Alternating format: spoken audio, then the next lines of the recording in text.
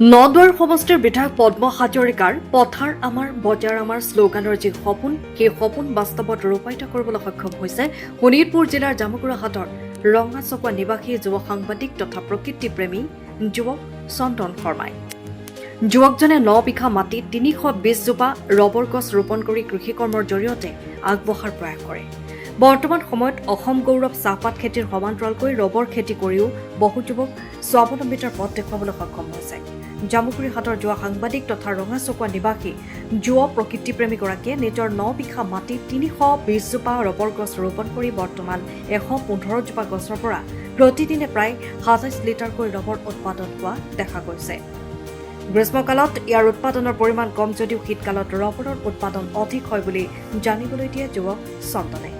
সাংবাদিকতাৰ দৰে মহান বৃত্তিত নিয়োজিত হৈ বহু ব্যস্ততাৰ মাজতো চন্দনে নিজৰ ৰবৰ খেতিৰ পৰাও নিজে স্বাৱলম্বিতাৰ পথ দেখুৱাই কৃষিকৰ্মৰ জৰিয়তে আগবঢ়াৰ প্ৰয়াসৰ বাবে হাজাৰজনৰ এক আদৰ্শ হৈ পৰিছে।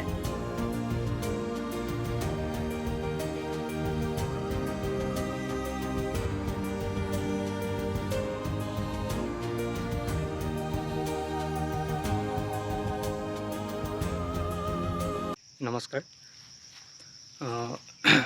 নদুৱাৰ সমষ্টিৰ সন্মানীয় বিধায়ক শ্ৰীযুত পদ্ম হাজৰিকা দেৱৰ যি সপোন, তেখেতৰ যি শ্লোগান পথাৰো আমাৰ বজাৰো আমাৰ, সেই শ্লোগানৰ আদৰ্শৰে মই বৰ্তমান 9 বিঘা মাটিত প্ৰায় 310 জোপা গছ ৰোপণ কৰি ৰবৰ গছ ৰোপণ কৰি বৰ্তমান 115 জোপা ৰবৰ গছ কাটি প্ৰতিদিনে 27 লিটাৰ ৰবৰ উৎপাদিত হ'বলৈ সক্ষম হৈছে। আৰু সেই ৰবৰ খেতিৰ দ্বাৰা যি ৰবৰ উৎপাদন হৈছে, সেই ৰবৰ খেতিৰ পৰাই বৰ্তমান মই স্বাৱলম্বিত হ'বলৈ সক্ষম হৈছোঁ। আৰু বৰ্তমান সময়ত অসমৰ গৌৰৱ যি চাহপাত খেতিৰ লগতে চাহপাত খেতিৰ সমান্তৰালকৈ ৰবৰ খেতিৰ জৰিয়তেও এক বজাৰ দখল হ'বলৈ সক্ষম হৈছে।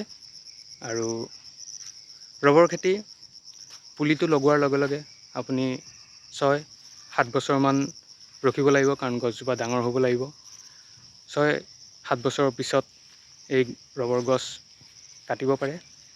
আৰু চাহপাত খেতিত যিটো কষ্ট হয় বা যিটো পৰিশ্ৰম হয়, ৰবৰ খেতিত পৰিশ্ৰমটো অলপ কম। গতিকে আপোনালোকে এই খেতি কৰি পেলাই নিজেও চাব পাৰে। এই উৎপাদন গ্ৰীষ্মকালত যদিও কম হয়, শীতকালত ইয়াৰ উৎপাদন অধিক বৃদ্ধি হয়। ধন্যবাদ।